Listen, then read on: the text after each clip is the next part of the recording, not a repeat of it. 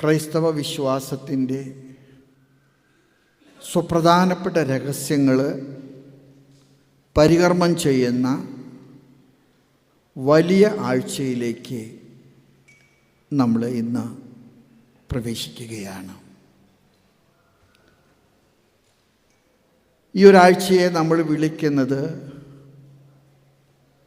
The great week, വലിയ സംഭവങ്ങളുടെ, രക്ഷാകര രഹസ്യങ്ങളുടെ പുനരവതരണമായിട്ടുള്ള ഈ വലിയ ആഴ്ച ഏറ്റവും ഭക്തിയോടും ഏറ്റവും വലിയ പങ്കാളിത്തത്തോടും കൂടെ നമുക്ക് ആചരിച്ച് നമ്മുടെ വിശ്വാസത്തിൽ വളരാൻ, നമ്മുടെ വിശ്വാസത്തിൻ്റെ വലിയ മാതൃക നമ്മുടെ ചുറ്റുമുള്ള ജനങ്ങൾക്ക് സാക്ഷ്യപ്പെടുത്തുവാൻ ദൈവം നമ്മളെല്ലാവരെയും അനുഗ്രഹിക്കട്ടെ എന്ന് ഞാൻ പ്രാർത്ഥനാപൂർവം അപേക്ഷിക്കുന്നു, ആശംസിക്കുന്നു. ഈ വലിയ ആഴ്ച ഈശോ ആരംഭിക്കാൻ തിരഞ്ഞെടുക്കുന്ന സ്ഥലം വളരെ സുപ്രധാനമാണ്, വളരെയേറെ അർത്ഥവത്വമാണ്. നിങ്ങൾ ഇന്നത്തെ സുവിശേഷത്തിൽ വായിച്ചു കേട്ടു, ബെത്ഫാഗയ്ക്കടുത്തുള്ള ബെഥാനിയയിലാണ് കർത്താവ് ഈ ദിവസത്തിൻ്റെ തുടക്കത്തിന് മുൻപ് ചെലവഴിക്കുന്നത്. കർത്താവിന് വളരെ അടുപ്പമുള്ള, കർത്താവിൻ്റെ വളരെ പ്രിയപ്പെട്ട ഒരു കുടുംബമാണ് ബെഥാനിയ. ബെഥാനിയയിലെ 3 കഥാപാത്രങ്ങളാണ്. ആ 3 കഥാപാത്രങ്ങളും ഒരുപക്ഷെ നമ്മുടെ മനുഷ്യ ജീവിതത്തിൻ്റെ 3 ചിത്രങ്ങളാണ്.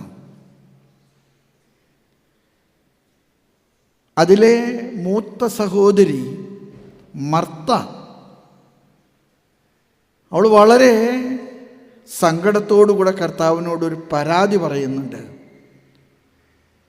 നീ വരുന്നതിനൊരുക്കമായിട്ടുള്ള വിരുന്നൊരുക്കാൻ ഞാൻ കഷ്ടപ്പെട്ട് പണിയെടുക്കുകയാണ്. പക്ഷെ മറിയം നിൻ്റെ കാൽച്ചുവട്ടിലിരുന്ന് നിന്നോട് വർത്തമാനം പറഞ്ഞ് നിന്നെ കേട്ടുകൊണ്ടിരിക്കുകയാണ്. നീ അവളെ തിരുത്തണം, അവൾ എന്നെ വന്ന് സഹായിക്കണമെന്ന് നീ അവളോട് പറയണം. കർത്താവ് മർത്തായോട് മറുപടി പറഞ്ഞു.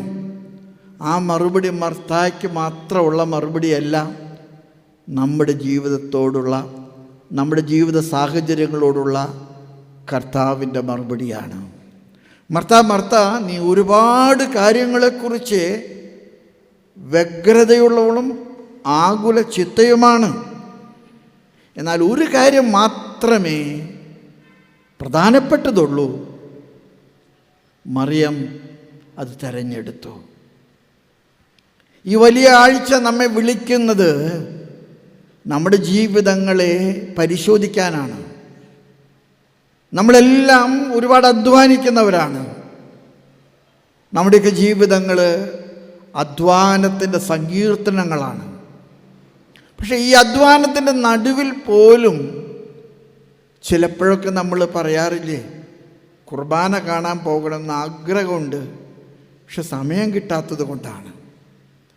സമയം ദൈവത്തിനെ നൽകാൻ സാധിക്കാത്ത മനുഷ്യരുടെ ഒരു ലോകം നമ്മുടെ ചുറ്റുമുണ്ട്. അവരാരും തന്നെ മോശമാണെന്നോ അവരെല്ലാവരും പാപികളാണെന്നോ നിങ്ങൾ കരുതരുത്. അവർക്ക് അവരുടേതായിട്ടുള്ള പ്രയോറിറ്റീസ് ഉണ്ട്, അവരുടേതായിട്ടുള്ള മുൻഗണനകളുണ്ട്. അതുകൊണ്ടാണ് കർത്താവ് തിരുത്തിയത്. മർത്ത, നീ ഒരുപാട് കാര്യങ്ങളെക്കുറിച്ച് ആകുലചിത്തയാണ്. എന്നെ സൽക്കരിക്കാൻ നീ ഒരുപാട് കഠിനാധ്വാനം ചെയ്യുന്നുണ്ട്. പക്ഷെ ഒന്നേ പ്രധാനപ്പെട്ടതുള്ളൂ, അത് മറിയം തിരഞ്ഞെടുത്തു. എൻ്റെ പ്രിയപ്പെട്ട സഹോദരങ്ങളോടൊക്കെ എനിക്ക് പറയാൻ ആഗ്രഹമുള്ളൊരു കാര്യം, വലിയാഴ്ച ഒരു തെരഞ്ഞെടുപ്പിൻ്റെ കാലഘട്ടമാണ്. ഈ ലോകത്തെ തിരഞ്ഞെടുക്കണമോ, ദൈവത്തെ തിരഞ്ഞെടുക്കണമോ? ഈ ലോകത്തിലെ ദൈവത്തെ കൂടാതെ എനിക്ക് ജീവിക്കാൻ കഴിയുമെന്നുള്ള ഒരു തെറ്റിദ്ധാരണ, അത് തിരുത്താൻ ദൈവം ഈ ഓശാന തിരുനാളിൽ നമ്മെ ക്ഷണിക്കുകയാണ്. മർത്താ, നീ ഒരുപാട് കാര്യങ്ങളിൽ ആകുലതയാണ്, പക്ഷെ ഞാൻ തിരുത്തട്ടെ നിന്നെ. ഒന്നേ ആവശ്യമുള്ളൂ, അത് മറിയം തിരഞ്ഞെടുത്തു. പ്രിയപ്പെട്ട സഹോദരങ്ങളെ, മറിയത്തിൻ്റെ ജീവിതം കർത്താവ് മാതൃകയാക്കി നമുക്ക് നൽകുന്നത് വളരെ പ്രധാനപ്പെട്ട ഒരു സൂചനയാണ്. നമ്മുടെ കർത്താവിൻ്റെ മുൻപിലെ പുണ്യവാളന്മാരെക്കാൾ കൂടുതൽ പരിഗണന പാപികൾക്കാണ്. കർത്താവ് ആദ്യമായിട്ട് സ്വർഗത്തിലേക്കുള്ള പാസ്പോർട്ടിൽ ഒപ്പിട്ടത് കർത്താവിൻ്റെ വലതുവശത്ത് തൂങ്ങിയ കള്ളന് വേണ്ടിയിട്ടാണ്. ഇടതുവശത്തെ കള്ളൻ കർത്താവിനെ ക്രൂരമായിട്ട് വിമർശിക്കുകയും തെറി വിളിക്കുകയും ചെയ്തപ്പോൾ വലതുവശത്തെ കള്ളൻ കർത്താവിനോട് പറഞ്ഞു, കർത്താവേ, എന്നോട് ക്ഷമിക്കണേ. അവനെ തിരുത്തിയിട്ട് പറഞ്ഞു, എടാ, ഞാനും നീയും അനുഭവിക്കുന്നത് അർഹിക്കുന്നതാണ്. ഈ മനുഷ്യൻ ഒന്നും തെറ്റും ചെയ്തിട്ടില്ല. ആ തിരുത്താൻ വലതുവശത്ത് കിടന്ന നല്ല കള്ളൻ കാണിച്ച ഒരു മാതൃക നമ്മുടെ ജീവിതത്തിലെ നമുക്കൊരു പാഠമാണ്. നമ്മൾ തിരുത്തേണ്ടവരാണ്. നമ്മുടെ ജീവിത പങ്കാളിയെ, നമ്മുടെ മക്കളെ, നമ്മുടെ കുടുംബത്തെ, നമ്മുടെ സമൂഹത്തെ. പക്ഷെ നമുക്ക് തിരുത്താൻ കഴിയണമെങ്കിൽ നമ്മളൊരു കാര്യം മനസ്സിലാക്കണം. വാക്കുകൊണ്ട് തിരുത്തുന്നതിനേക്കാൾ ദൈവത്തിന് പ്രിയങ്കരം ജീവിതം കൊണ്ട്, മാതൃക കൊണ്ട് തിരുത്തുന്നതാണ്. മാതൃക കൊണ്ട് നമുക്ക് തിരുത്താൻ കഴിയട്ടെ. മറിയം പാപിനിയാണ്, സത്യമാണ്. പക്ഷെ അവൾ കാൽപാദങ്ങളിൽ ഇരുന്ന് കർത്താവിനെ കേൾക്കാൻ കാണിച്ച ആ വലിയ മാതൃക ഈ വലിയ ആഴ്ചയിലേക്ക് നമുക്ക് സ്വന്തമാക്കാൻ സാധിക്കട്ടെ. സ്നേഹമുള്ളവരെ, ലാസർ മരിച്ചു. കർത്താവ് തൻ്റെ ഉത്ഥാനത്തിന് മുൻപ് ചെയ്ത ഏറ്റവും വലിയ അത്ഭുതം ലാസറിൻ്റെ ഉത്ഥാനമാണ്. ഒരുപക്ഷെ ഓശാന കൊണ്ടാടുമ്പോൾ നമ്മൾ മനസ്സിലാക്കേണ്ടത് ഉത്ഥാനം ആരംഭിക്കുന്നത് ഓശാനയിലും മരണത്തിലും സങ്കടത്തിലും സംഘർഷത്തിലുമാണ്. ഓശാന ഒരു വലിയ ആഘോഷമാണ്. പക്ഷെ ആ ആഘോഷം എന്നെയും നിങ്ങളെയും വിളിക്കുന്നത് സമതലങ്ങളിലേക്കല്ല, കാൽവരിയിലേക്കാണ്.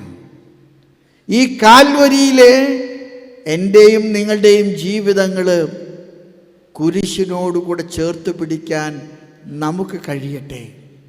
ഞാൻ ചിലപ്പോഴൊക്കെ വിചാരിക്കാറുണ്ട്, നമ്മുടെ കുടുംബജീവിതത്തിൽ ഭാര്യയും ഭർത്താവും ഇണങ്ങിയും പിണങ്ങിയും വർഷങ്ങൾ പിന്നിടുന്നു. 25 വർഷം, 50 വർഷം, 60 വർഷം.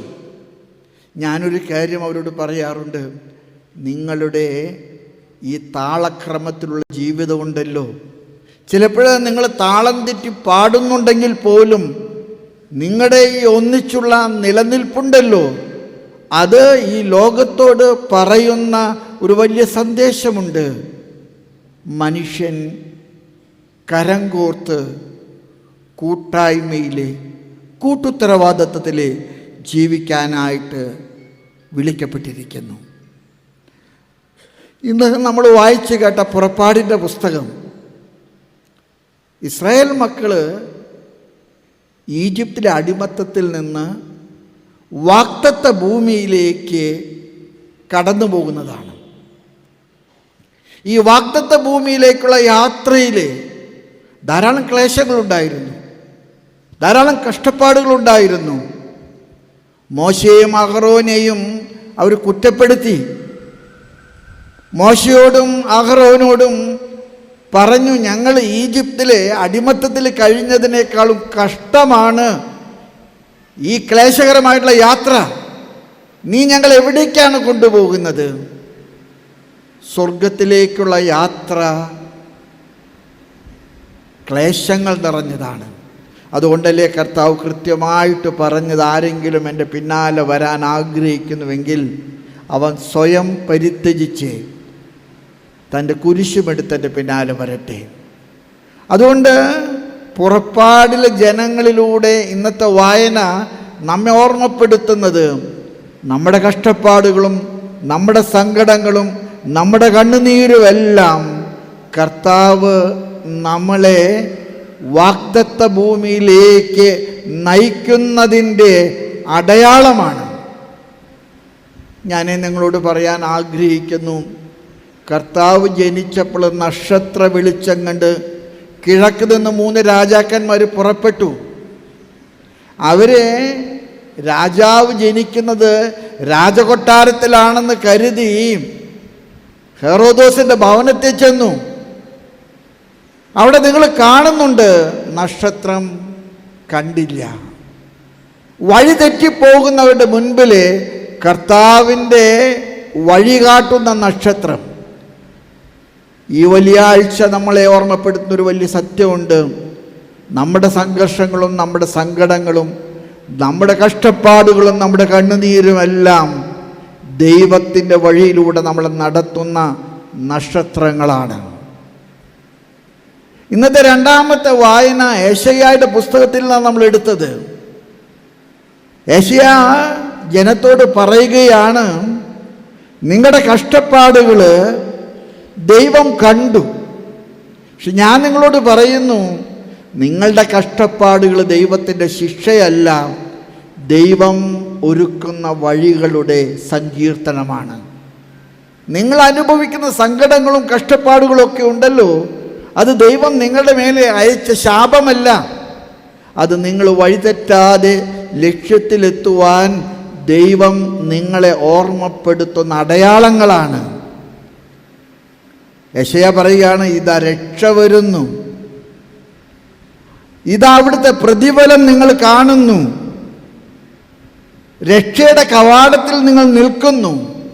എന്നിട്ട് യെശയ്യാ പറയുകയാണ്, രക്ഷ സുഖസൗകര്യങ്ങളുടെ വർധനവല്ല, സങ്കടങ്ങളുടെയും കഷ്ടപ്പാടുകളുടെയും സങ്കീർത്തനമാണ്. അതുകൊണ്ട് വലിയ ആഴ്ചയിലേക്ക് പ്രവേശിക്കുമ്പോൾ നമ്മുടെ കുടുംബങ്ങളുടെ ദുഃഖങ്ങളും നമ്മുടെ സമൂഹത്തിൽ നമ്മൾ നേരിടുന്ന പ്രതിസന്ധികളൊക്കെ തന്നെ നാശത്തിൻ്റെ അടയാളങ്ങളല്ല, രക്ഷയുടെ അടയാളങ്ങളാണെന്ന് നമ്മൾ തിരിച്ചറിയുക. ഇന്നത്തെ മൂന്നാമത്തെ വായന അപ്പോസ്തലനായ പൗലോസ് ഗലാത്യയിലെ സഭയ്ക്ക് എഴുതിയ 4-ാമത്തെ അധ്യായം 12 തൊട്ട് 20 വരെയുള്ള വചനങ്ങളാണ്. അപ്പോസ്തലൻ പറയുകയാണ്, എൻ്റെ ശാരീരിക ബലഹീനതകൾ ഞാൻ മറക്കുന്നില്ല. എൻ്റെ ശാരീരിക ബലഹീനതകൾ എൻ്റെ ദൈവം എന്നെ ഓർക്കുന്നു എന്നതിൻ്റെ അടയാളമാണ്. അത്ര മനോഹരമായിട്ടുള്ളൊരു ചിന്തയാണ്. എൻ്റെ കഷ്ടപ്പാടുകൾ, എൻ്റെ ബുദ്ധിമുട്ടുകൾ, ഞാൻ നേരിടുന്ന പ്രതിസന്ധികൾ, ഇത് നാശമല്ല, അത് ഉത്ഥാനത്തിൻ്റെ കുഴൽ നാദമാണ്. ഉത്തിതൻ്റെ വിജയത്തിൻ്റെ കൊടിയുടെ കൂട്ടുപങ്കാളിത്തമാണ്. അപ്പോസ്തലൻ ഗലാത്യയിലെ സഭയോട് എത്ര മനോഹരമായിട്ടാണ് പറയുന്നത്, അവൻ എനിക്ക് നൽകുന്ന സങ്കടങ്ങളും സംഘർഷങ്ങളും രൂപാന്തരീകരണത്തിൻ്റെ അടയാളമാണ്. Every suffering is A transformation. എൻ്റെ പ്രിയപ്പെട്ട സഹോദരങ്ങളോടൊക്കെ എനിക്ക് പറയാനുണ്ട്, ക്രിസ്തുമതം നമുക്ക് നൽകുന്നത് സന്തോഷമാണ്. ആ സന്തോഷത്തിൻ്റെ പ്രസവ വേദനയാണ് നമ്മുടെ ദുഃഖങ്ങളും നമ്മുടെ സങ്കടനങ്ങളും നമ്മുടെ സംഘർഷങ്ങളൊക്കെ.